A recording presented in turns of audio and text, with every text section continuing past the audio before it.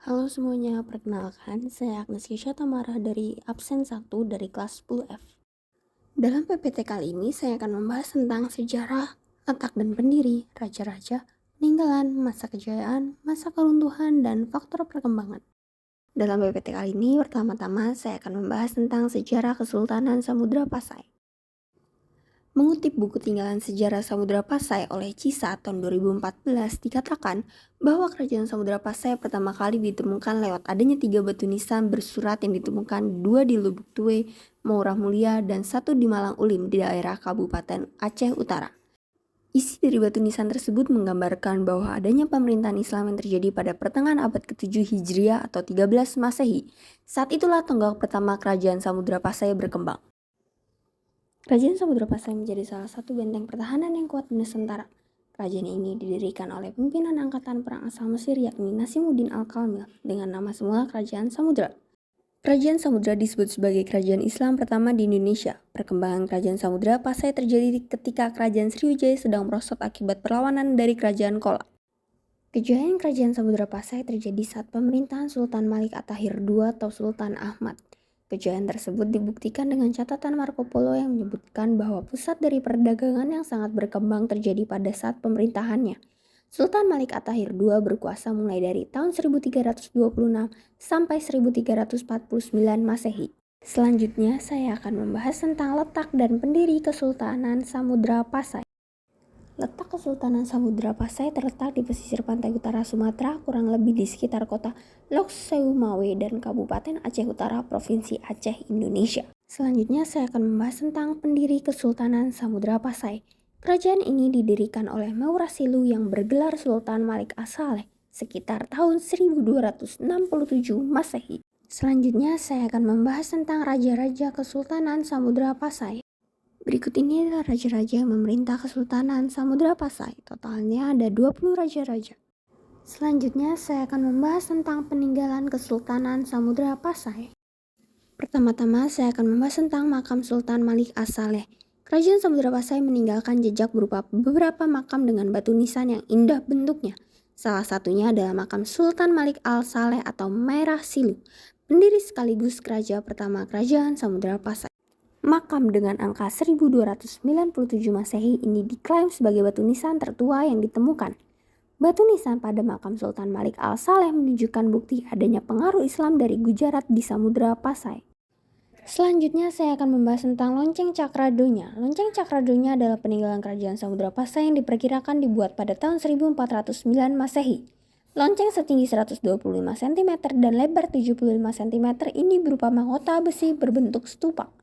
Lonceng Cakradonya diduga sebagai hadiah dari Kekaisaran Cina kepada Sultan Samudra Pasai. Selanjutnya saya akan membahas tentang dirham. Samudra Pasai merupakan kerajaan makmur yang telah mengeluarkan mata uang sebagai alat pembayaran, yaitu uang dirham yang terbuat dari emas. Dirham kerajaan Samudra Pasai pertama kali dikeluarkan pada periode pemerintahan raja kedua, yaitu Sultan Muhammad Malik Al-Zahir. Koin berbahan emas yang menjadi alat pembayaran ini kemudian diperkenalkan oleh orang-orang kerajaan kepada bandar perdagangan di Nusantara, seperti Bandar Malaka. Selanjutnya saya akan membahas tentang hikayat Raja-Raja Pasai. Isi hikayat Raja-Raja Pasai menceritakan tentang para sultan penguasa kerajaan Samudra Pasai yang berdiri antara abad ke-13 hingga abad ke-16. Kisahnya dimulai ketika ada dua orang raja bernama Ahmad dan Muhammad yang bersahabat. Suatu ketika keduanya berpisah dan Raja Muhammad bertemu dengan seorang putri yang kemudian diberi nama Putri Betung. Sedangkan Raja Ahmad bertemu dengan orang tua di sebuah surau yang memberinya anak laki-laki yang diasuh oleh seekor gajah. Selanjutnya saya akan membahas tentang masa kejayaan Kesultanan Samudra Pasai. Dikutip dari buku Tinggalan Sejarah Samudra Pasai 2014 oleh Cisa, Kerajaan Samudra Pasai berhasil mencapai puncak kejayaan pada pemerintahan Sultan Mahmud Malik Az-Zahir atau Sultan Malik Al-Tahir II pada tahun 1326 sampai 1345. Di bawah pemerintahan Sultan Mahmud Malik Az-Zahir, Samudra Pasai berkembang menjadi pusat perdagangan internasional. Setiap tahun Kerajaan Samudra Pasai mampu mengekspor lada, sutra, kapur barus, dan emas dalam jumlah besar. Pada masa ini, pemerintahan Samudra Pasai terus menjalin hubungan dengan kerajaan-kerajaan Islam di India maupun Arab. Pada masa kejayaannya, Samudra Pasai mengeluarkan mata uang emas yang disebut dirham. Uang tersebut digunakan sebagai uang resmi kerajaan. Di samping sebagai pusat perdagangan, Samudra Pasai juga pusat perkembangan agama Islam. Kerajaan Samudra Pasai memiliki pengaruh dari pelabuhan-pelabuhan penting di PDA, Perlak, dan lain-lain. Selanjutnya saya akan membahas tentang masa keruntuhan Kesultanan Samudra Pasai. Tidak selamanya kerajaan mengalami kejayaan, pasti ada masanya ia akan runtuh, sama halnya seperti kerajaan Samudra Pasai.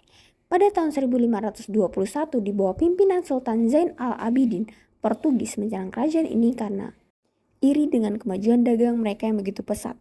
Angkatan perang Portugis yang lebih kuat, akhirnya mereka berhasil menaklukkan kerajaan Samudra Pasai. Keadaan kerajaan yang melemah ini kemudian dimanfaatkan oleh Sultan Ali Muqtasid Shah, Raja Kerajaan Aceh Darussalam, untuk mengambil alih kerajaan Samudra Pasai. Pada tahun 1524, akhirnya kerajaan Samudra Pasai dimasukkan ke dalam wilayah kerajaan Aceh Darussalam. Hal tersebut dibuktikan dengan dipindahkan lonceng Cakradonya milik kerajaan Samudra Pasai ke kerajaan Aceh Darussalam. Selanjutnya di sini saya akan menjelaskan tentang faktor perkembangan Kesultanan Samudra Pasai. Yang pertama adalah politik perkawinan. Politik perkawinan menjadi sebuah hal yang biasa terjadi di kalangan orang kerajaan untuk memperluas wilayah politik. Pada saat itu rata-rata pedagang di Hadramut adalah laki-laki. Oleh karena itu banyak bangsa timur mengawini penduduk Nusantara sehingga pengaruh penyebaran Islam di Samudra Pasai semakin kuat. Selanjutnya saya akan membahas tentang politik perdagangan kedua. Pada masa itu, pemegang kunci perdagangan di sana adalah pedagang Islam. Mereka menjadi pemegang monopoli perdagangan dari dan ke Eropa. Selanjutnya saya akan membahas tentang faktor perkembangan yang ketiga, yaitu politik penaklukan. Cara politik penaklukan ini berbeda dengan faktor lain yang terbilang halus. Politik penaklukan memanfaatkan penyerangan seperti yang dilakukan oleh kerajaan Samudra ke kerajaan Pasai atau kerajaan Demak ke kerajaan Majapahit. Sekian presentasi dari saya, terima kasih, maaf jika ada kesalahan kata.